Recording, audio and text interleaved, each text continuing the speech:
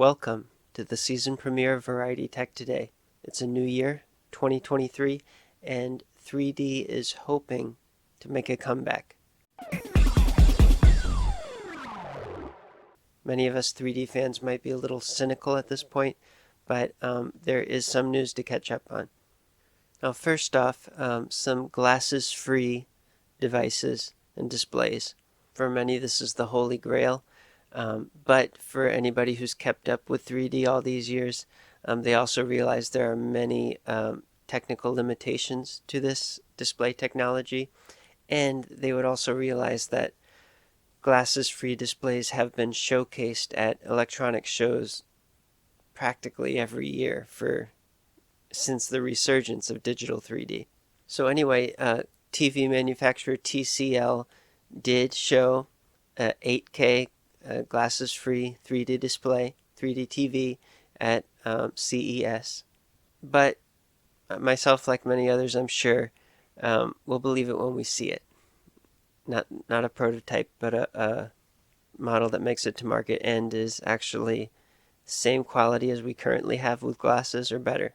That's what it has to be. Because another thing to keep in mind is many of these glasses-free displays that are showcased at these events in controlled conditions are likely receiving content that is multi-view to adapt to that certain display's amount of views. So without a lot of details to go on, that's always a suspicion, and you might wonder how would it handle actual stereoscopic two-view content. Would it render that stereo view into multi-view and therefore distort it or weaken the depth? It's not as simple as it might seem. But speaking of glasses-free 3D TVs coming to market, it kind of actually already happened.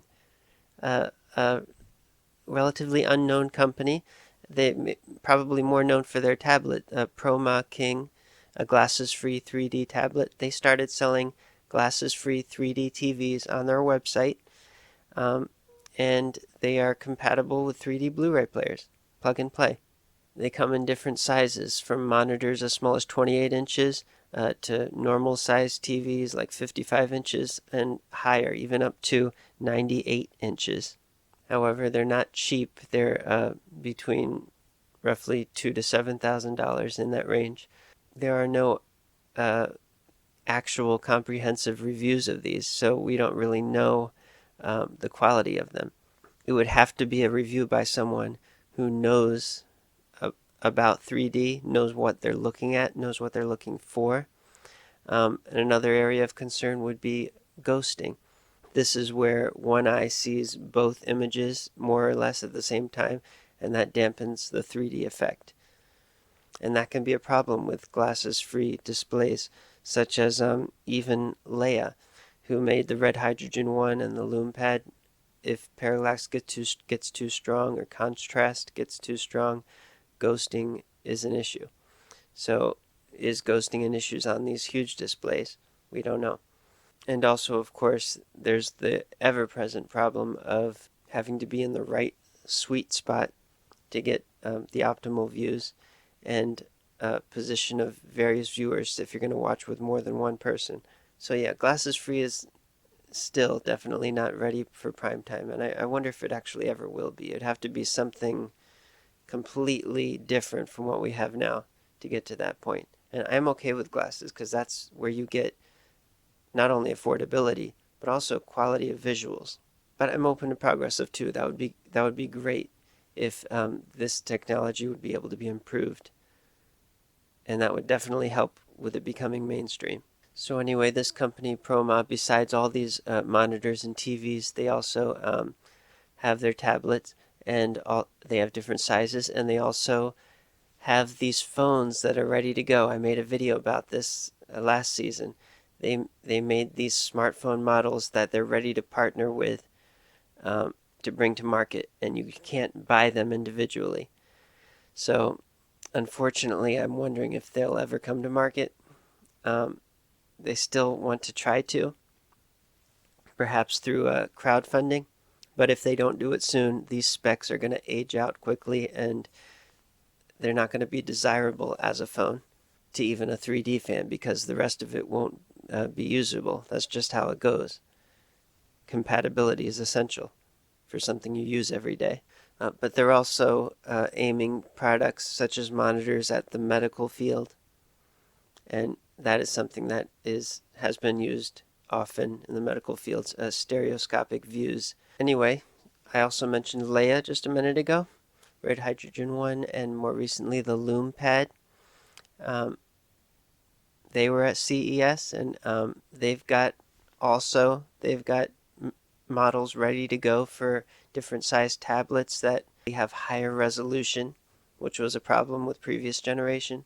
And they did tease that they said they've got a big announcement for later this year. So I'm guessing it's going to be a new generation 2 of LoomPad. Personally, I hope they do a phone. Hope somebody does a phone. Somebody be the next to do a phone at this point, because my Red Hydrogen One is breaking down. This is my second one.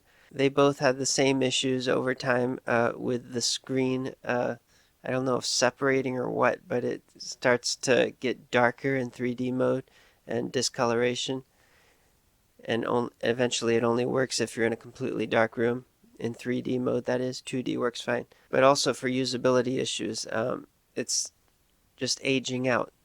The security, the compatibility with apps, and also there's an issue that both of the models I had, and that's with the SIM card, the connection being loose. So somebody make a new 3D phone, because I love to have that 3D camera with me wherever I go. It's very handy. And speaking of 3D phones, there was another competitor sort of model, the Rocket. Remember that? Yes, there was the Rocket phone, the basic model and the so-called IO Pro. These came out a few years ago.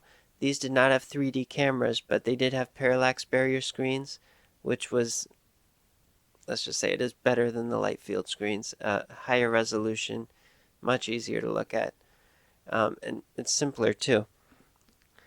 It works with interlaced content. Multi-view never worked enough to use anyway, as far as I'm concerned. Maybe Leia will improve that multi-view to be actual organic feeling multi-view in the future.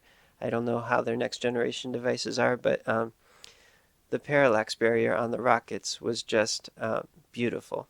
So if you were in it for a 3D viewer, then Rocket was definitely the only choice, because even the Red Hydrogen One did not translate traditional stereo content effectively. It really messed it up when it applied its depth algorithm to make it multi-view.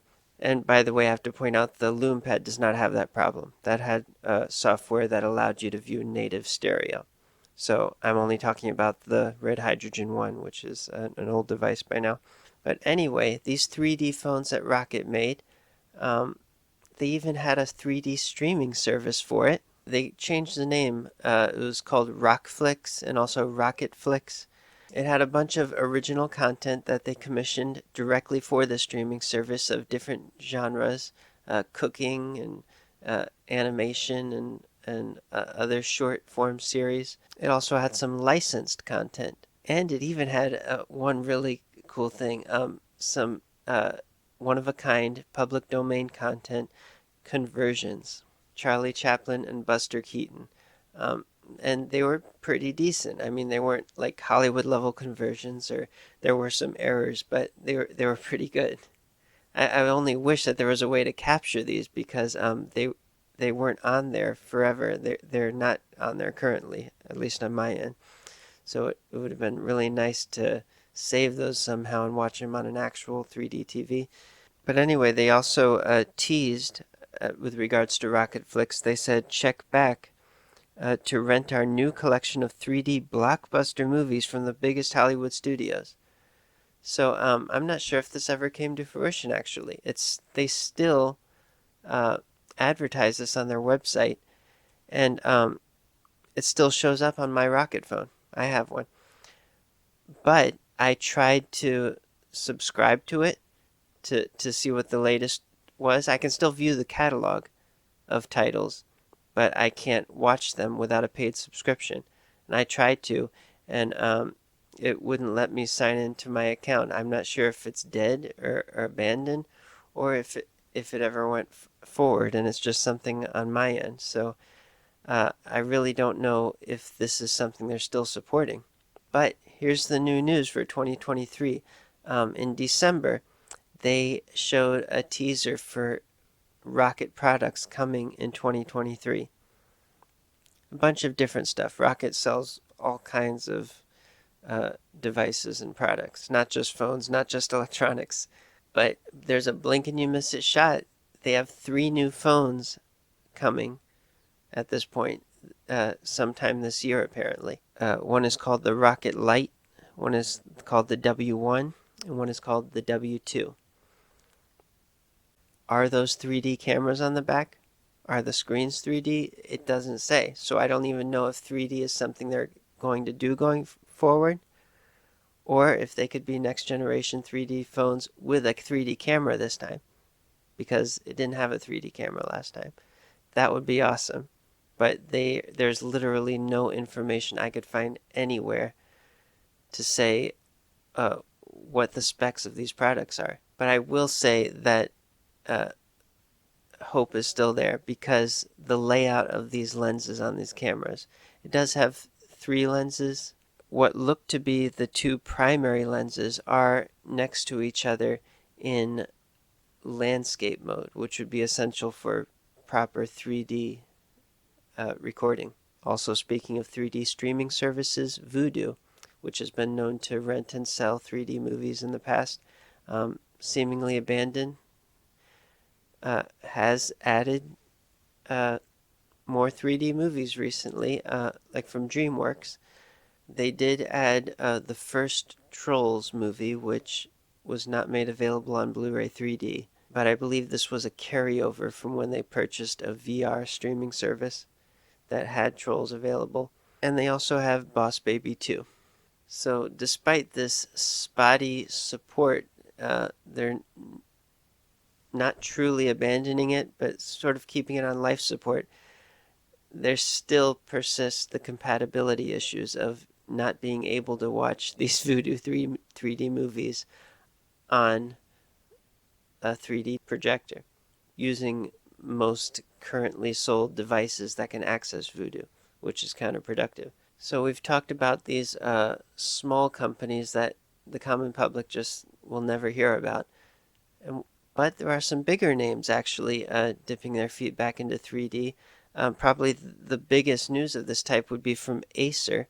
Acer just came out with some 3D monitors called Spatial Labs.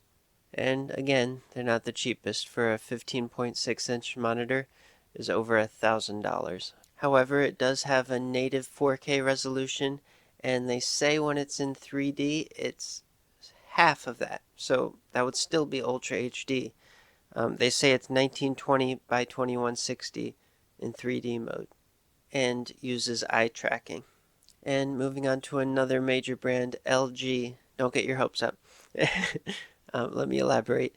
LG, right at the end of the original digital 3D comeback era, when 3D TVs were being sold, LG was one of the last, and they were making OLEDs, 4K HDR with passive 3D. I've never seen it in person. They did have shortcomings, and there were bugs that needed to be worked out, but many say that it did look great. So it's a shame, just as 3D was getting ready to merge into perfection with Ultra HD, it was snuffed out like that. And many 3D fans have asked LG on social media, when will you bring back 3D? And there was a glimmer of false hope with this one post. Somebody asked them yet again on a post, and LG responded, "Stay tuned." And those 2 words just show not just the commitment, but the desperation of 3D fans at this point. That was taken. It was a hint. There's meaning. 3D is coming. Not quite. because when you went around and look at other comments that this, I'm not sure if it was a bot or just an employee, this was a frequent reply to any old generic comment. Stay tuned. So that kind of nicks that theory right there. But here's a weird thing. CES, Consumer Electronics Show, 2023.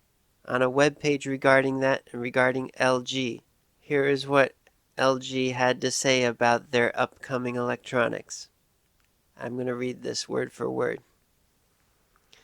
If you can't get enough of your favorite sports, the latest movies, love 3D entertainment, or just want to listen to your favorite music in stunning clarity, our newest electronics can help you experience it all in a whole new way. Why are they doing this? If you're not going to make a new 3D TV, do not throw this false hope out there, unless you are. Love 3D entertainment. And this is on the webpage about CES. Don't do that. Unless you're going to. Maybe they will. Who knows? Again, James Cameron has been pushing recently, last year and this year, 4K HDR 3D, as well as high frame rate. But it's all part of this bigger picture of new and improved 3D. But will it come? The answer remains the same. We'll have to wait and see. But in the meantime, stay tuned. More episodes will be coming periodically. We've got some really interesting stuff, vintage 3D electronics. I'm going to be reviewing those on a couple of episodes. More camcorder reviews, more movie reviews, Blu-ray reviews, 3D Blu-ray reviews, and looking into other topics that maybe we haven't even touched on before. So, stay tuned. See you next time.